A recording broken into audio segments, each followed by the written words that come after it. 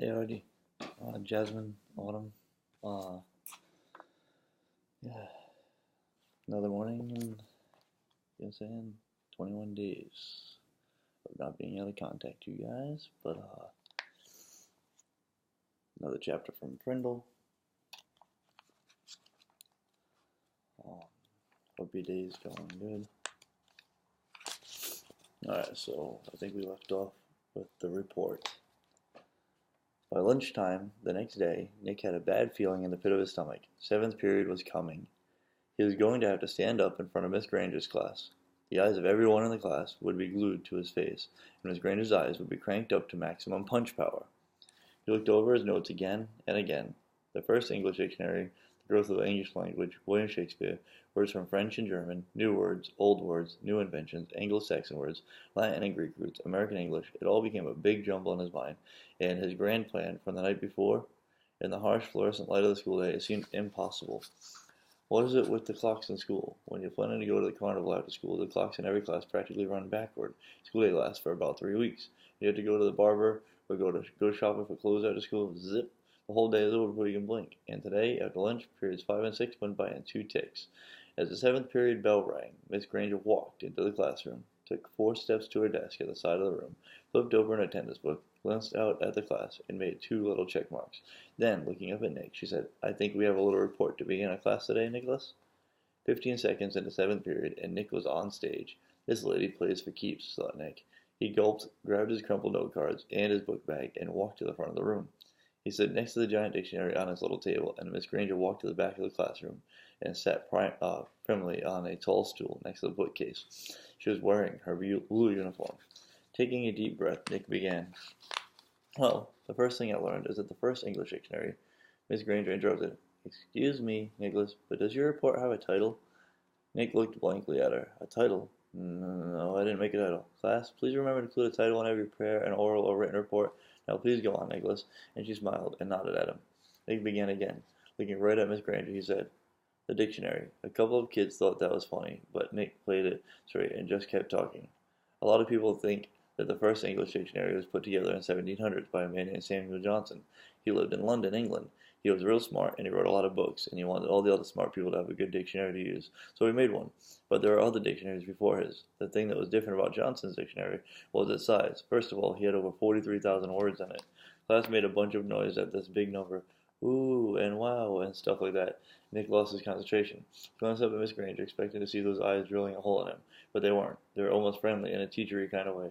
She shushed her class and said, "Go on, Nicholas. That's a fine beginning." Nick almost smiled, but he saw all the kids staring at him, so he gripped his note cards even tighter and jumped back in.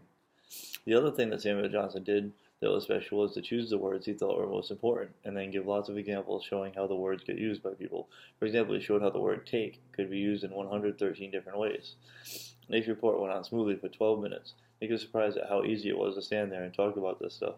At the end of the first 5 minutes, Miss Granger had to stop Nick again to say, "Class, it is not good manners to yawn out loud or to put your heads down on your desk when someone is giving an oral report." No one in the class cared one little bit about the report except Miss Granger. Every time Nick glanced up, she was smiling, and her eyes were not the least bit icy or sharp. She was eating this stuff up, listening and nodding, and every once in a while she would say, "Very good point," or "Yes, that's exactly right." But the next time Nick looked up, he saw Miss Granger sneaking a look at her watch. 18 minutes gone. Maybe his idea was going to work after all. Time for phase 2. Reaching into his book bag, Nick pulled out the red dictionary he had brought from home, the one most of the kids had, the one Miss Granger said they should use. Nick said, "This is the dictionary that I use at home for my vocabulary work, and I opened it up last night to the very front, and right there I found a lot about how the dictionary was made, right in this book, so I thought some of the ideas would be good as part of my report. It says here, Nicholas." Nick looked up. Miss Granger got off her tall stool, and his wooden legs made a screech on the linoleum. Head snapped to attention, and the class was ordered again. Miss Granger smiled, raised her eyebrows, and pointed at her watch. "Nicholas, I think the class should read that at home themselves. Now." John's hand was up in the air, and at Miss Granger's nod, he said, "But I don't have that dictionary at home, Miss Granger. I have the blue one." And several of the kids immediately said, "Me too." Miss Granger tried not to show that she was annoyed. "Very well, Nick, but it shouldn't take too long. We have other things to do today." Nick kept his eyes open wide and nodded, adjusted his glasses on his nose, and began to read. Without question, this modern American dictionary is one of the most surprisingly complex and profound documents ever to be created for. It embodies unparalleled etymological detail, reflecting not only superb lexicographic scholarship, but also the dreams of speech and imaginative talents of millions of people over thousands of years. For every person who has ever spoken or written in English has had a hand in its making. It was a long article, and the kids were bored to death, but no one looked bored at all. Every kid in the room knew now that the period was more than half over, and that Nick's report wasn't just a report. It was one of the greatest time wasters he had ever invented. Miss Granger knew it too. She had edged around from the back of the room to the side near the windows. Nick glanced up at her now, and then as he read, and each time, Miss Granger's eyes clicked up to a new power level.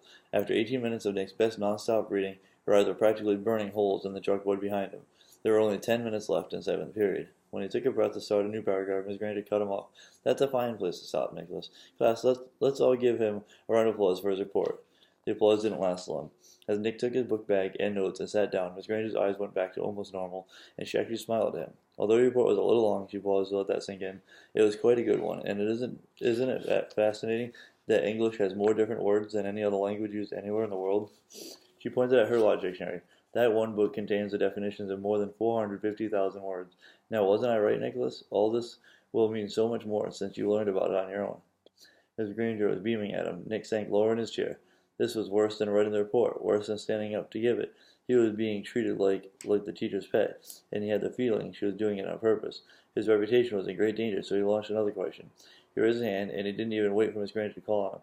"Yeah, but I still don't really get the idea of why words all mean different things. Like, who says that dog means the thing that goes woof, and why the tail? Who says so?" And Miss Granger took the bait. "Who says dog means dog?" "You do, Nicholas. You and I, everyone in this class, in this school, in this town, in this state, in this country. We all agree, if we live in France, we'd all agree that the right word for that hairy, four-legged creature was a different word. Chien. It sounds like Chien, but it means what dog means to you and me. And in Germany, they say Hund, and so on, all around the globe. But if all of us in this room decide to call that creature something else, and if everyone else did too, then that's what it would be called. And one day it would be written in the dictionary that way. We decide what goes in that book," and she pointed at the giant dictionary, and she looked right at Nick, and she smiled again. Then Miss Granger went on. "But of course, that dictionary was worked on by hundreds of very smart people for many years, so as far as we're concerned, that dictionary is the law. Laws can change, of course, but only if they need to. There may be new words that need to be made, but the ones in that book have been put there for good reasons." Miss Granger took a look at the clock. 8 minutes left. "Now then, for today, you would have done the exercise beginning on page 12 in your Words Alive book. Please get out your papers. Sarah, will you read the first sentence, identify the mistake, and then tell us how you corrected it?" Miss Granger jammed the whole day's work into the last 8 minutes. A blur of verbs and nouns and prepositions, and yes, there was another homework assignment. And Nick didn't try to sidetrack Miss G again, and he had slowed her down a little, but had he stopped her? No way. She was unstoppable, at least for today. Well, that was pretty interesting, and now I think I know where he's going with that question. And let me do a few words from the book. Let me see. So we got allegory, spelled Allegory. It's a noun, a story told to communicate a hidden meaning or deeper theme. Many of the Grimm Brothers fairy tales are clear allegories of the consequences of children's rotten behavior. Alliteration, noun, the repetition of similar sounds, especially at the beginnings of words in written speech or the spoken word. It's spelled Alliteration. I'd forgotten how much Alicia likes to use alliteration in her insults, but was quickly reminded when she called me a cruel, callous cretin. Amatory, adjective, spelled Amatory, having to do with, never mind. We'll scratch that one. Ambiguity. Ambiguity, So, ambiguity, whatever. Ambiguity. Uncertainty, lacking clear definition. Poets who revel in ambiguity are one of the reasons many people hate poetry. Ameliorate, Ameliorate, to correct a deficiency or defect, to make right or wrong, to take actions that make up, at least in part, for negative actions or failure to take action previously. After you insulted her mother, I don't think even the most expensive piece of jewelry will be enough to ameliorate your relationship with Marcia. Amenable, or amenable, Spelled A-M-E-N-A-B-L-E. One who really and agreeably gives in to wishes and desires of others. Mark considers himself amenable, but the rest of us think he's a pushover. Amorphous. A-M-O-R-P-H-O-U-S. And that's an adjective, and it means without definite shape, substance, or form, lacking definition and boundaries. Of course, the illusion of art is to make one believe that great literature is very close to life, but exactly the opposite is true. Life is amorphous, literature is formal. Francois Sagan, French novelist and playwright. So, I'm going to be going to the store to get some groceries and working out in a little bit. Uber and Lyft has been what I remember. It's awesome. So I'm doing that again, driving around, and still miss and love you. And I hope you enjoy this beautiful sunny day. Be good for your mom, and like I said before, be a good example to your sisters. Love you guys.